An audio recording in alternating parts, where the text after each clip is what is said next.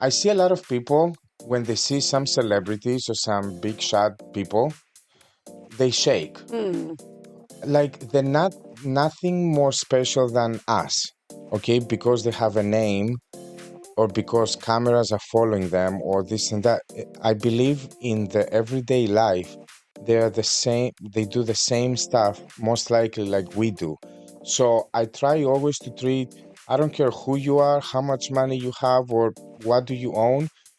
I'm gonna speak to you the same way that I speak to every human being. I do not separate anybody. I was seeing signs of myself internally that I was whoop. I would be very happy and very sad after 2 minutes and very excited after 2 minutes. So I was like, Chris, there's something wrong with you. And I went to see a psychiatrist and I was diagnosed bipolar 1. Okay. I'm Farah Shammas. Welcome to Hotel Talk.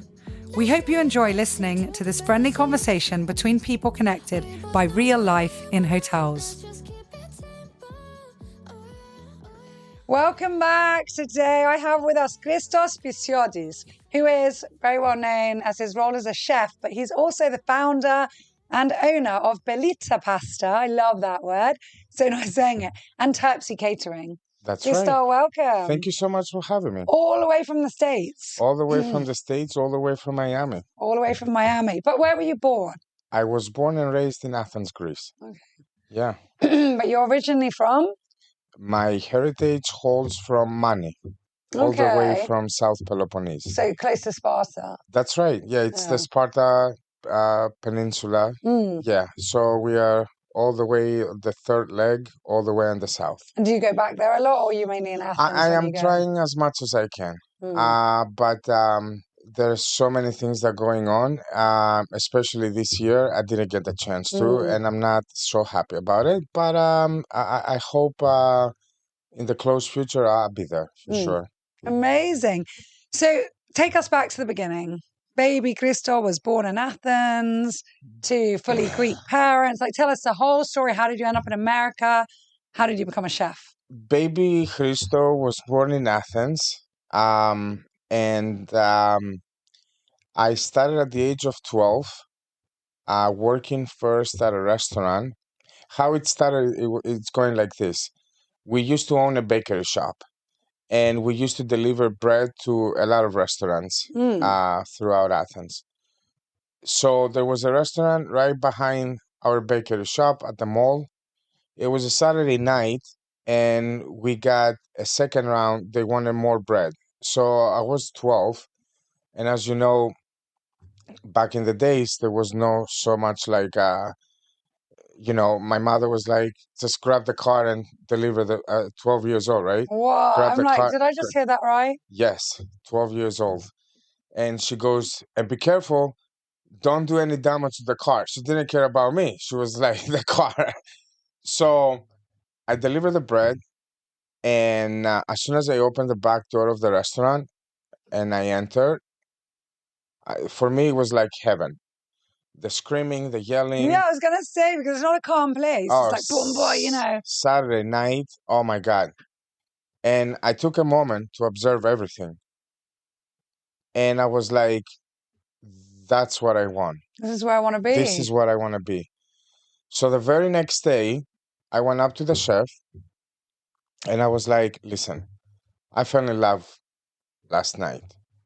Like a baby 12-year-old going up to the chef. And I want to work here. He goes, what are you talking about? Like, your mother's going to kill me. You're going to school, you work at the bakery shop. I was like, I deal with my mom. Don't worry about it.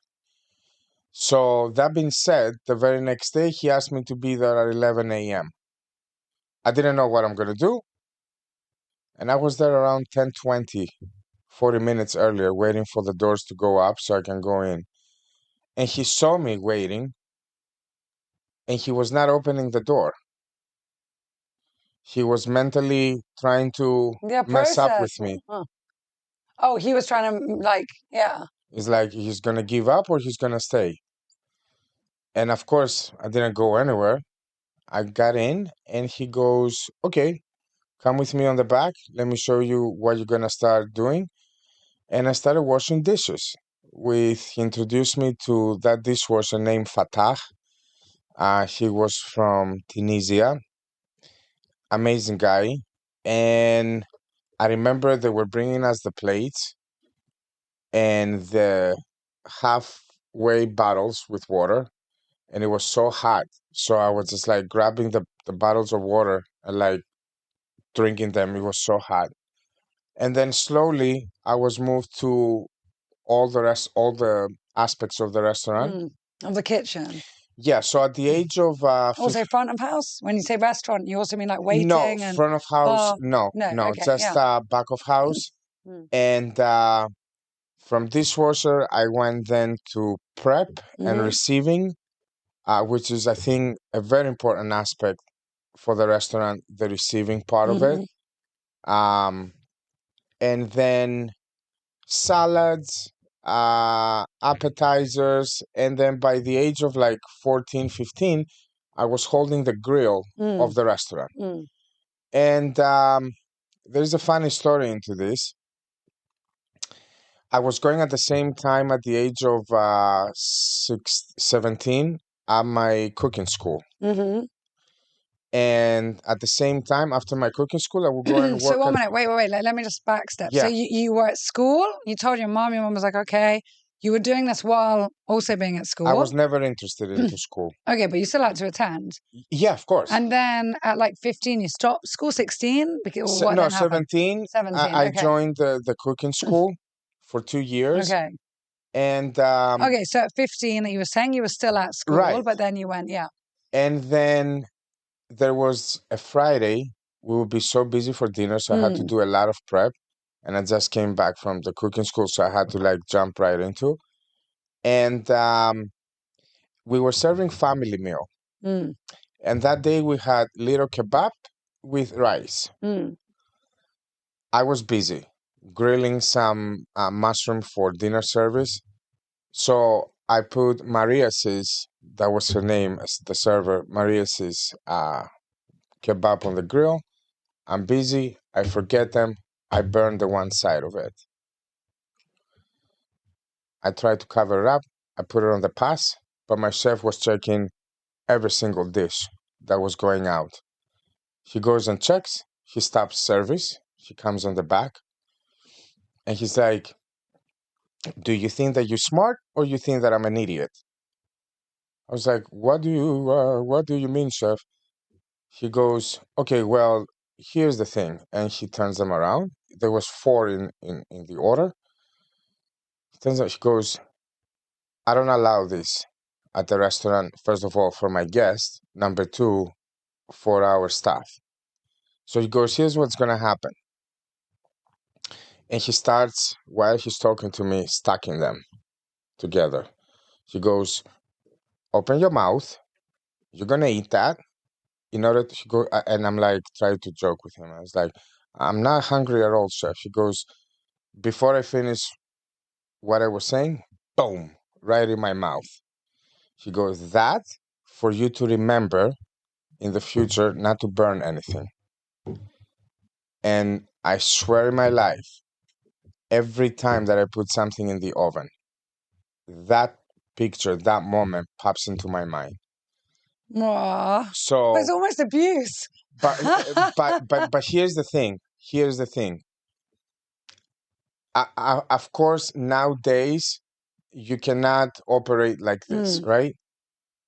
But back then they were building good cooks. You need to have discipline, and I believe a kitchen needs to work better than military. Because A, you can kill someone if you're not careful, and B, every kitchen needs to be extremely organized and clean. So I took a lot from it, and I'm really glad that he did that to me. Yeah. And then I finished my cooking school.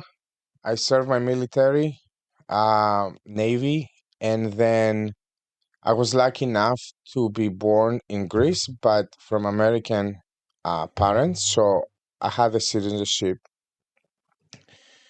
after I was born. So So your parents already had the my mother American. was Greek American, Okay. and my father was Greek. Mm. And my mother was serving the military base, Mm. the U.S. military base in Athens when it was still open at that time.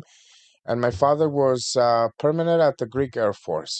Okay. So the uniform in the house was Mm. existing since I remember myself.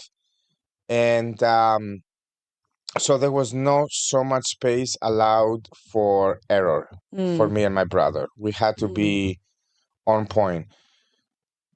My brother he was a tremendous student, Stamatis. Uh, He's older than you or younger? 4 years 4 years older. older, yeah. And I was the black sheep. I was the black sheep because um, I remember from a young age, I was not taking a word like Mm. you have to do this. Would be doing the extreme opposite. Back then, it was a mentality you have to study to become an accountant, lawyer, doctor, this and that. What the society will say, what the neighbors were gonna say. So I decided to go all the way on the other side. So after I finished my military, I went to United States, and it was Christmas Day, 2007. I arrived at JFK, I think around 5 p.m. It was minus outside, it was like minus 20. And I had $1,100 in my pocket. That was the last payment from the restaurant that I left.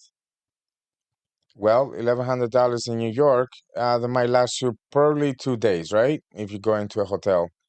So I had no choice, and I grabbed my stuff.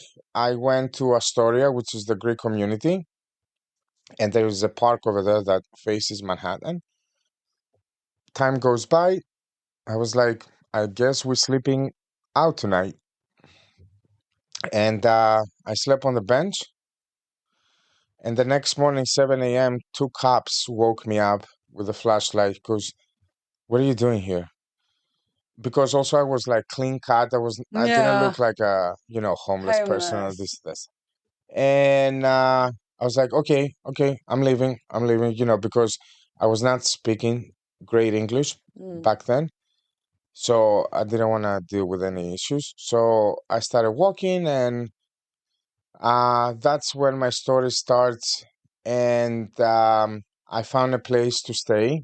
Thank God of a guy put me on his basement. Um, for the first month, no rent, and I had a shower. I had a kitchen, and I had a couch to sleep. And the very next day, because I got very sick from sleeping outside, fever and stuff like that, I went and grabbed some medicine, and I have already printed my resumes from Greece, just ready to pass them Mm. into restaurants. But the first thing that I did, I got the daily newspaper. They had coupons of Burger King, buy one, get the other one free. So I was cutting them in half, and I was like, okay, so I have to find a job by Friday. I have Tuesday night, Wednesday night, Thursday lunch, Thursday dinner. I said by Friday morning we need to have a job. So I cut them in half. I put them in the fridge with some cold French fries, and every door that I knocked in terms of the Greek community, they were all closed. Um, Which is crazy if you think about it, but how, it's the reality, and this is what I've been. Do you think people were untrusting or they just, I will tell you exactly what's wrong. I think the majority, not mm, everybody, the majority of the Greek Americans down the road, they forget where they came from, mm, and they pretend to be more Americans than the mm, Native Americans. And they see us as a third world country people. And yeah, but And they don't want to be associated with that, or they yeah, want to. what do you Mm, know coming from Greece, right? yeah, And obviously, we do know a little bit more yeah. because we keep the Greek salad real. We do not put any lettuce or any dolmades on top or any anchovies like they do. But I'm very glad and very thankful that they closed the door on me because that only made me stronger. Yeah, more determined. So what this did to me, I went on the extreme opposite and became extremely American and extremely professional. And I promised myself that I'm not going to become like them. Mm. And I really focus on working for the best of the best. Years go by, and so 2008 till 2010 was trying to find my steps. Where do I fit the Mm. most, and what kind of cooking, and this and that, until I walk into an amazing Italian market in Manhattan called Italy, and I fell in love. Um, Did so you feel like more at home there? And more you were like, home, yeah, more home. yeah. It was more natural to me. Mm. I was seeing prosciuttos hanging, fresh mozzarella making by hand, You could fresh feel the fresh Mediterranean. pastas. You know something? I don't like this term, Mm. Mediterranean. I love going into places now with identity. Mm. I want to know what I'm eating. I want to know that I'm eating Italian, Greek, Thai, Japanese, Chinese. Um, Yeah, Mediter- when it's like Asian or Mediterranean, it's because too look, general. France is also in the Mediterranean, but Mm. we have nothing in common No. in the Greek cooking. Do we steal techniques from the French? Because they are the pinnacle. Yes, they are. They are the pinnacle of the cooking techniques in the world. Yes, we do. But do we have anything in common when we eat our food? No. So I never remember my grandmother cooking stroganoff or stuff like that Mm. in the house. So 2010, I start there. That place had 9 restaurants, and each restaurant was its own concept: just vegetables, just fish, just meat, just pasta. I was very hungry and eager to grow. And in a year, I was promoted to chef de cuisine for the entire establishment. Mm. And I was overseeing 9 restaurants and about 400 employees under my belt. Um, and it was amazing because it gave me the opportunity to really swim in deep water, But especially that in is America. amazing. Yeah. And 2013, my turn came. It was funny the way that it happened. We were doing an event with my chef, the foundation that my chef owned, about helping little kids and stuff like that. And Bill Clinton came over. Bill This is a charity event or came to the Charity restaurant? event, yeah. So they were In the playing. They were restaurant. playing golf. Oh, okay. So we had different stations Yeah. around the golf area, and he would stop by with his golf cart and taste the food. Bill Clinton does not eat meat. Okay, so Yay! so Pause I for applause. I, I prepared that day chicken sausage. So I was trying to do the Italian version Mm. of the American hot dog. So basically, we did house-made chicken sausage, and instead of the sauerkraut that we put in the United States, I replaced it with pickled enoki mushroom and some giardiniera to go instead of the ketchup. And she comes over, she goes, "Is this meat?" I was like, "No, it's not." He ate the whole thing, and she goes to me,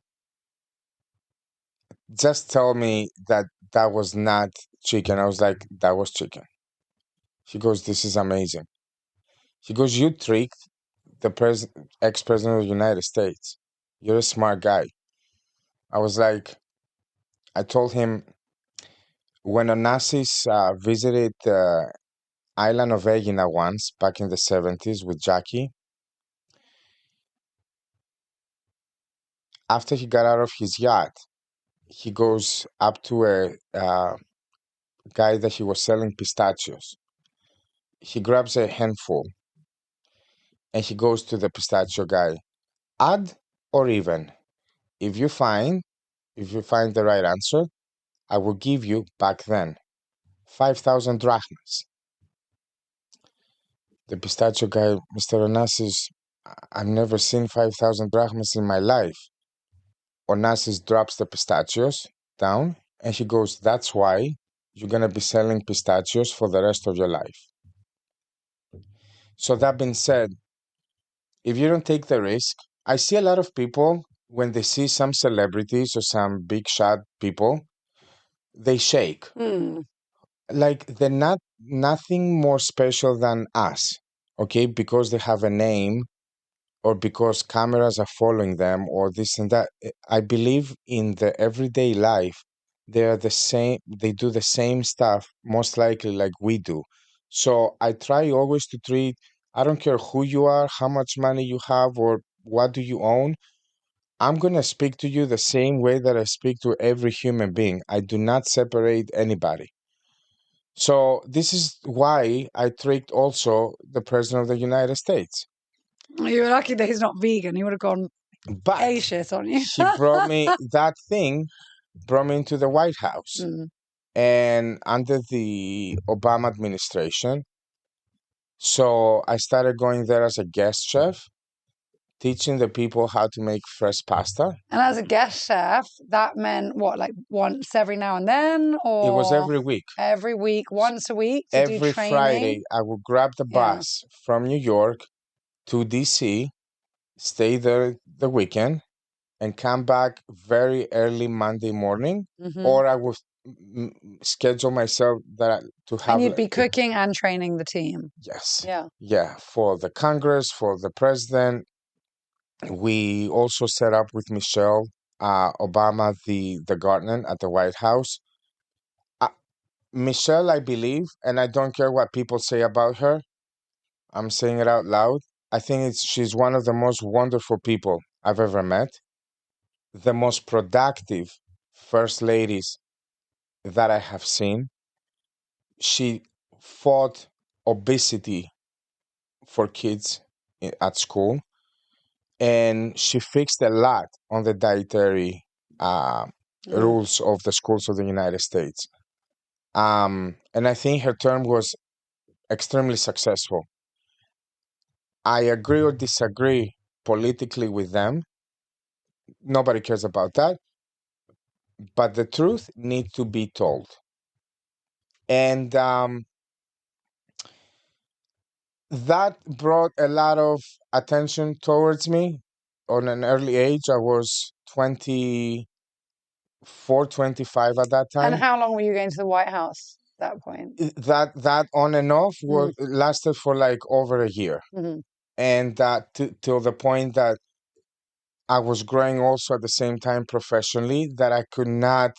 You see, a lot of people would ask me, my God, you got into the White House, the pinnacle. I said, no, it's not the pinnacle.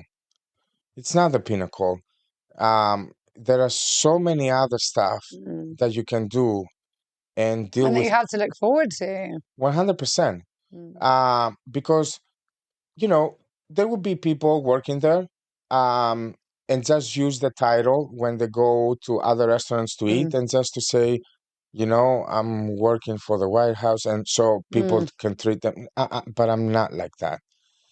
So that brought a lot of media attention and this and this and that on a very early age of me. But I always had in mind, Chris, stay humble. Don't get excited. This thing will finish one day. Thank God. Thank God.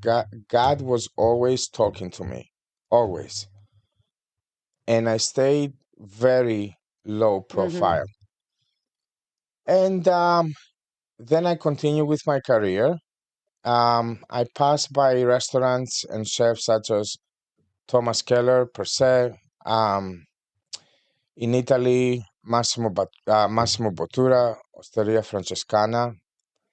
And So I, you worked in all of them, let's say for a season, for a little bit, yes, so uh, had I, the op- opportunity to learn from. I open operations overseas, such as like Italy, in Istanbul, and other places all over. And then 20, I want to say 2017, I moved to Beverly Hills to open a very well-known restaurant there. But at the same time, I was going through my divorce, and that brought me back to. And so all of this time, because you got married at a really young age, huh? So you were married with two I was kids. married at the age of 22 Mm. and had my first kid at the age of 23. Wow, so young. Which let me just make Mm. one thing clear. I do not recommend to anyone to get married at that age. I let that woman pregnant. I accept my responsibilities, and that's about it. Like, I was never in love. I want to make this very clear.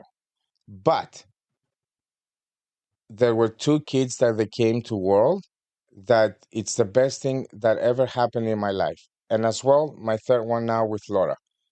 So there is Yeah, yin and yang. There's a silver exactly, lining to everything. exactly. It was meant to be for whatever reason. For Yeah, the kids, I want to for the say children. yes. Yeah. So, but again, you are very young to Mm. do such a move. Really young, and you've got to know yourself You have before to you live your can. life. You have to live your life because years go by and the temptations will be out there, and you're young. And if you're a little bit nice looking, there's going to be more temptations. So it's a matter of like, can you control yourself or not? Mm. And I don't think that you meet someone at the age of 12 or 13 and you can spend the rest of the life with that person. Mm. There It's are not my some mentality. exceptions, but it's very Yeah, rare. yeah, And yeah. but you need to see the world, Mm. and especially in United States where all the cultures of the world are there, the most beautiful woman and everything.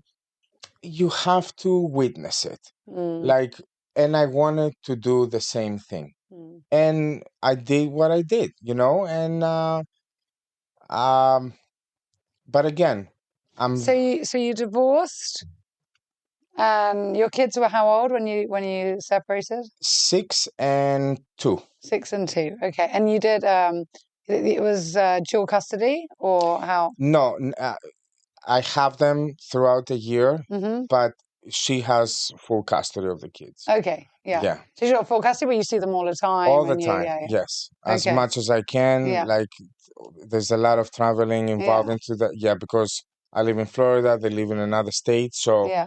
there's a lot of back and forth. Yeah. Yeah, Yeah. But I'm sure it's quality time whenever you're one together. thousand percent. Yeah. I can't wait. So okay, so then so what happened then?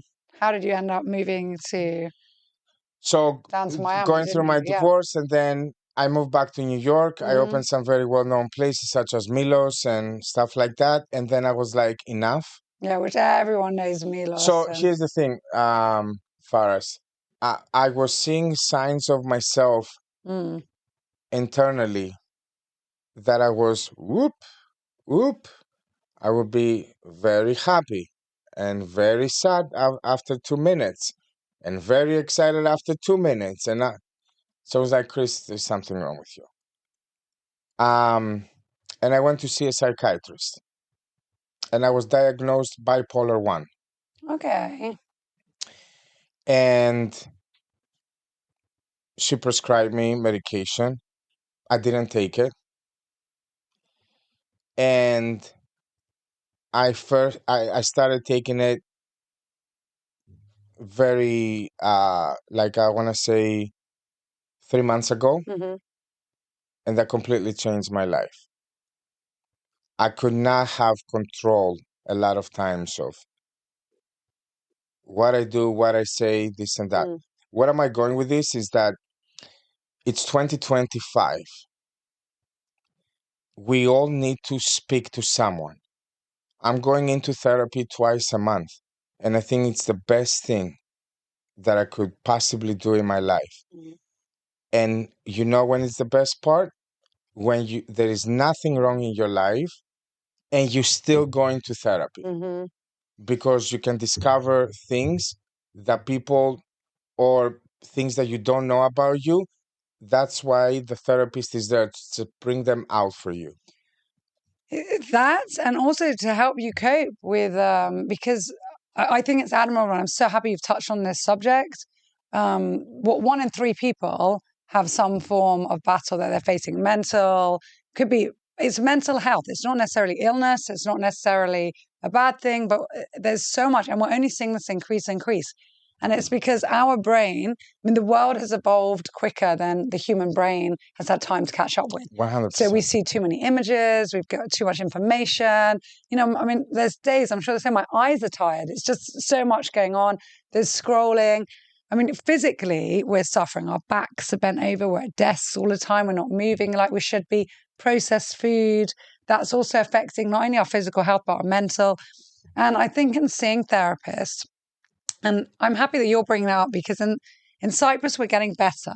But in general, in Europe, and I'd say even more so in Cyprus, there's still a big taboo Very around big. mental health, mental wellness, and also therapists. I have my son at the age of 14 speaking to a therapist as we speak. You know what? There's so many. I go to dinners now, and I'm a mum of 3, and I've been to dinner parties in Cyprus where people are very closed about this, and every single parent is saying, I have at least one child seeing someone. Yeah. And I'm like, that's amazing. It's not a problem with the kids. We just have to help our kids be the best version of themselves and cope with this world that has so much pressure on them. And we have to be the same as parents. But I was getting, I think, where it completely burst for me, it was when I was on the pinnacle of my career, So earning also like married with burnout, simple burnout. earning my first Michelin star. Listen, when you get into the game, the Michelin, it's very messed up. It can mess up with your brain very much. I will tell you exactly. Nobody speaks to me. I brought you a star. You all shut up. I know exactly what I'm doing. And there's going to be one person, most likely from front of house, who is miserable. Maybe a GM who has great relationship with the owner. Maybe that they're going to try to make you feel insecure in your own spot. So what I want to say is this to everyone, to everybody. Do not let anyone mess up with your mental health. And I'm really glad that I kept it real all these years. I confess for myself that I was not the most calm person in the kitchen that you've ever met. I don't know many chefs who are calm in the kitchen. No, and that also has to stop a little bit, because guys, screaming and yelling sometimes is very good. It's actually very good. It can turn people and face the challenges and be like, when a chef yells, it's not that he's crazy. You do not follow his vision. There's a whole expression on this: if you can't stand the heat, get out of the kitchen. That came from the reality of this is, as you said, like something messes up. It's not just that someone doesn't enjoy their meal. People could die. Yeah. You know, health and safety is there. Everything has to run in precision. It's like an army camp. So when something doesn't, you know, that it's a very stressful. When I put and it's hot, and it is literally hot as well. And there's so many factors contributing to this adrenaline, but also stress? When I put 7 days out of the week, at least 20 hours a day. I was sleeping probably 3 to 4 hours a day. I'm not taking it from you, from front of house or whoever, to tell me one single word. You do not know the game better than I do. I'm sorry. That's the reality.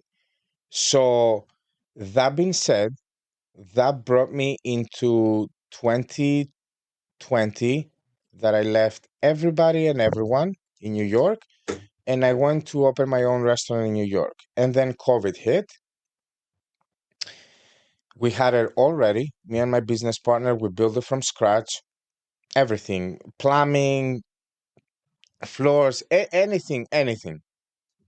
And COVID hit. We were waiting for the final inspection from the building department. Long story short, we stayed closed for like 4 or 5 months without even opening.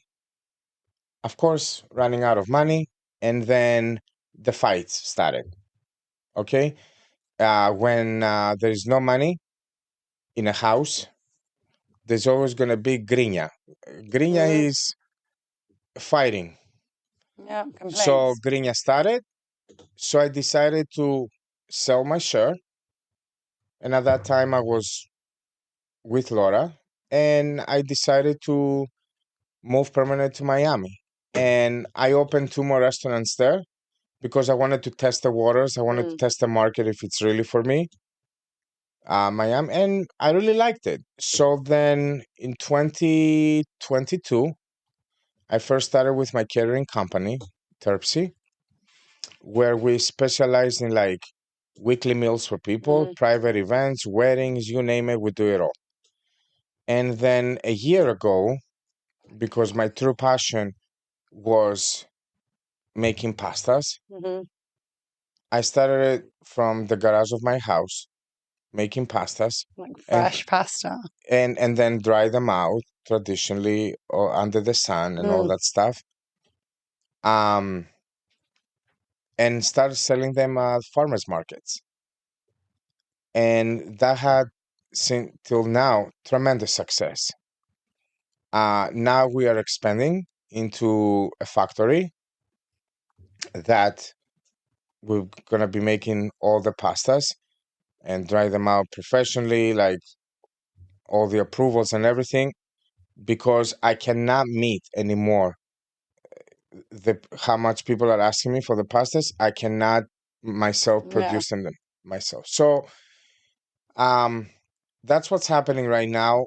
We're gonna be selling worldwide very soon, through Amazon, online, and all that good stuff.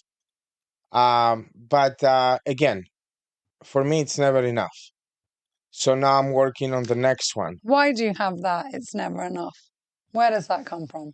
Because I think that the fighters of life are the ones that are out there and doing stuff.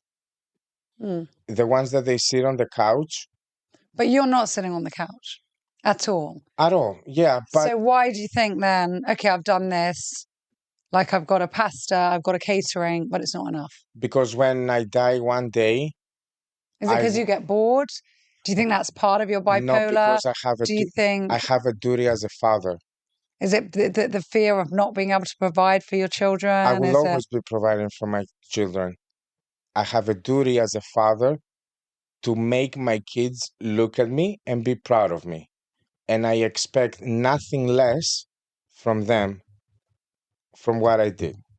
I want them to do even more. But don't you think they'll look at you and feel proud of you anyway? Even for what you've done so far? I don't think that game has an end date. I don't think. I vision how I'm gonna walk my daughter to church when she's gonna get married. I'm planning which singer I'm gonna bring for her. Like I wanna blow everything about for her. And of course for my son and for my baby too. There is so much stuff that I need to do before I go. Are you proud of you? Very much. And look, I have done a lot of mistakes, but I don't regret for anything. From where I'm from, we say the following saying, we have this thing. We speak to God and we look at him in the eyes. We never kneel. Mm. I'm not a kneeler. So I have done a lot of mistakes, but one thing for sure, I want to believe that I treated all the human beings very good. Yeah. Your wife For was that, saying the same on the podcast. for Yeah. that, I'm very proud. Are your parents proud of you? I haven't seen my father for the last 24 years, Or spoken to him? and I have not seen my mother since 2010. Look, Faris, not everyone in this life was born to be a parent. Okay, I can see it with my own eyes how much love Brandon and Bella, who are from my previous marriage, how much love they're getting from Laura, that they call her mommy. It's a big thing to make a kid call you a mommy. When you're not their biological mother, yeah. That's right. So, in terms of family, I'm very much burned on that side. They were responsible people with the responsible actions, and life is all about choices. But I decided to be on the other side of the river. But it hurts, though. It still hurts. When it hurts, um, I'm jealous sometimes that people can pick up the phone and talk to the parents, get an advice, right? But most of it hurts on the holidays, Easter, Christmas, this and that. But here's the thing, because God watches everybody. Right now, He brought me the best father-in-law, who I call him inside of me. I think he's my biological father, the Colonel, Laura's dad, and an amazing and very funny mother-in-law, Eva, who I truly love. So God never left me. The thing that I wish for my biological parents, I think it's time for them to find peace under God and become better people. Other than that, I have nothing else for them to say. To me right now, they're just simply two strangers that they never met the grandchildren. They never cared about how me and my brother are doing in United States. Um, and they live a life full of lies and delusionals. So I'm not willing to be part of that. I'm trying to keeping it real. Did you ever think maybe they have mental health The issues? doctors are right there. The sources are out there. I don't want to hear it. You pick up your phone, you make the call, and the very next day you get an appointment with the doctor. This is how exactly it works. And you did it. You proved that. Like you did it for you. There's one good thing about me, where I'm not that person that I don't recognize my mistakes. I recognize them right away, and I call them out. And 3-4 months ago, when I was really could not handle it anymore, I called Laura over at the garage. I was making pastas, and I was like, listen, I can't control it anymore. Tomorrow I'm going to the doctor. And ever since, How in tune with your body you have to be to take that massive decision of, I know I'm at my limit. have you seen in the car, the RPMs that it goes on the red spot? I was hitting number 8. So ever since, I'm flying. Which is amazing, but it means that they've given you as well the right diagnosis and the right medicine. Because I think with a lot of different medical, mental health, I don't know what to call them, like diagnosis. It is. They are so overlapped, so many, It is that tiny. bipolar. It is this No, tiny. I know the pills are that tiny, And it changes your life. but the point is that pill is good for you. Someone else might have a character disorder. They could have a personality disorder. Yeah. They could be schizophrenic. They could have a mild version of psychosis. They could have extreme panic attacks. And there's so many different they do overlap. A lot of them overlap. Let's make so something. It's the right medication for let's that. make something clear. When you go and meet with a psychiatrist, I want everybody to have one thing in mind. In order to find the right prescription for you, it might take more than a year. Yeah. So you got to be really patient with the process. Luckily enough, the first thing that she prescribed to me, it has really worked. But there's also other cases that in a matter of a year, they might have changed 3 different medications. And, like I said, you got to be patient. You cannot give up because, look, I'm not doing it for anybody. I'm doing it for myself. I came to the point that I was cooking at home. That's when I caught myself and I'm like, the problem is real.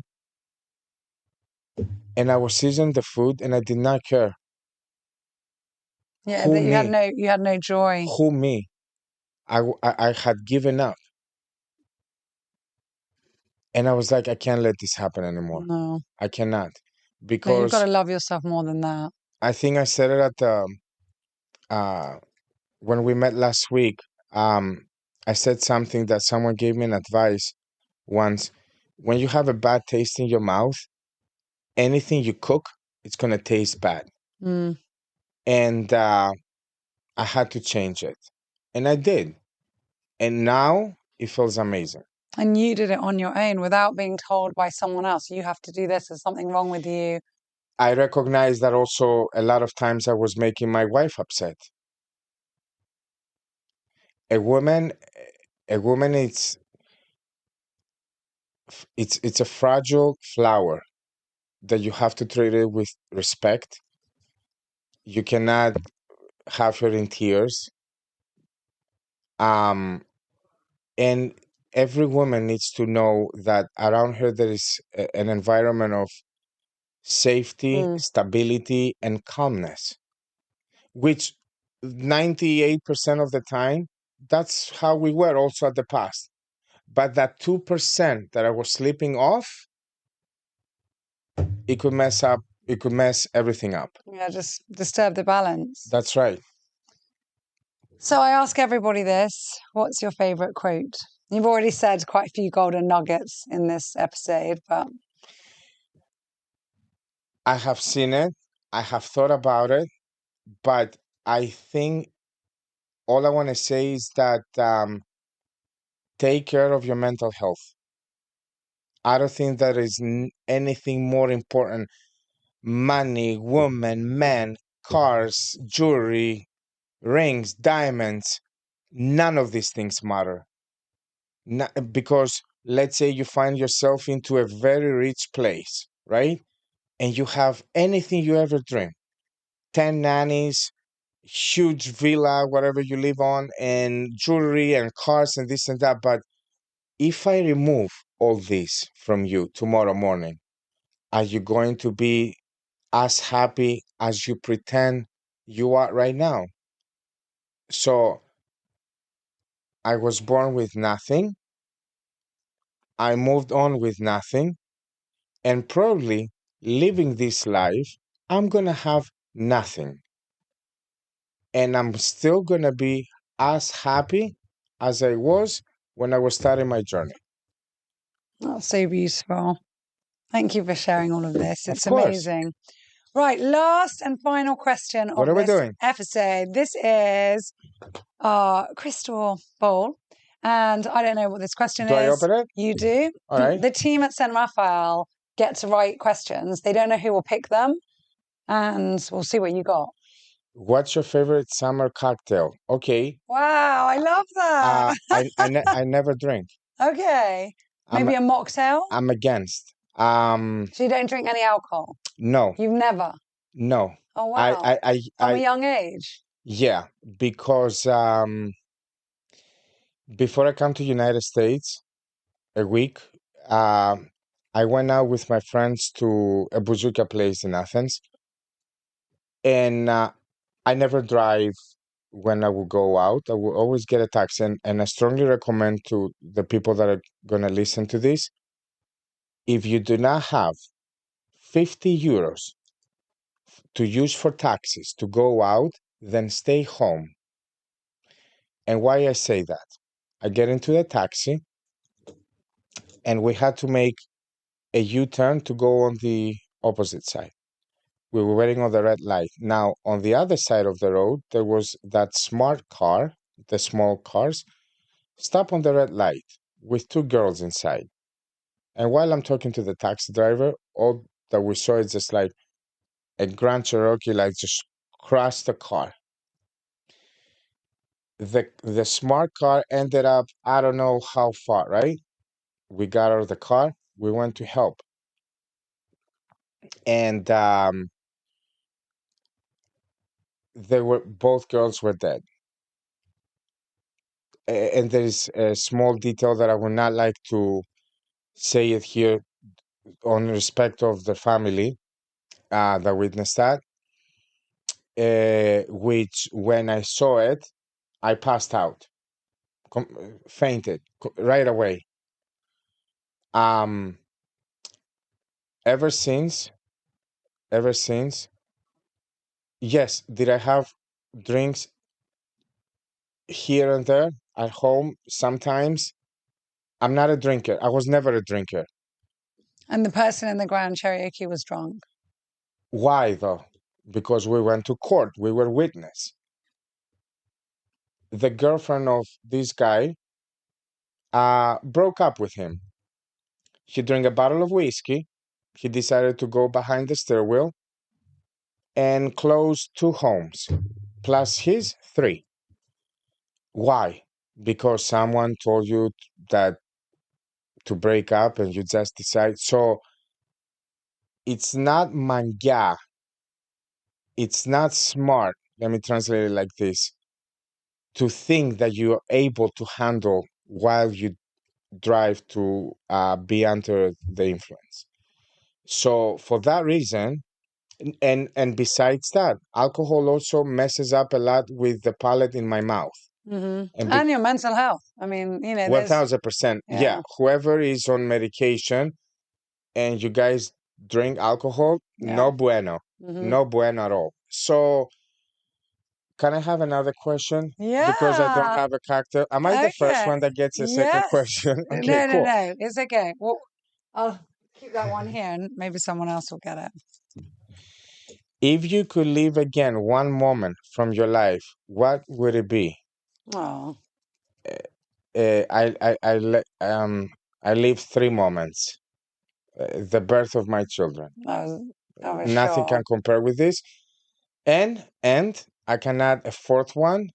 When last year my team Olympiacos got the conference cup, it was the first Greek team that won a European title. No, well, I got emotional with the 3 children, but the football, sorry, you got me there. I was lucky enough to witness. Thank you so much, my dear Christos. This has been an amazing episode. I could talk to you for another 5 hours, but we knew that before we came here. That I know. We wouldn't have enough time to share everything. But we've touched on so many really important points. One of the most important, not just being what chefs do, how tough it is, but for me, one of the most important, talking about mental health and how many more people need to talk about it. We need to be out in the open. 1000%. We need to not be embarrassed. It's okay. No. It's really okay. And that's what I'm trying to also put out there also through my own podcast, Kitchen Unorthodox, that I just speak the language of truth. Mm-hmm. Whoever likes it takes it, whoever doesn't, it's also okay. Whatever. We don't have to be loved by everyone. That's right. Good. It's all good. That's right. So thank you so much for having me today. Thank you. I want to give you a hug. I had a great time. Let's do it. Hug time. Oh, Thank you so much for having me. thank you. Yes. Thank you for listening, and don't forget to hit that subscribe button because it helps us more than you may realize.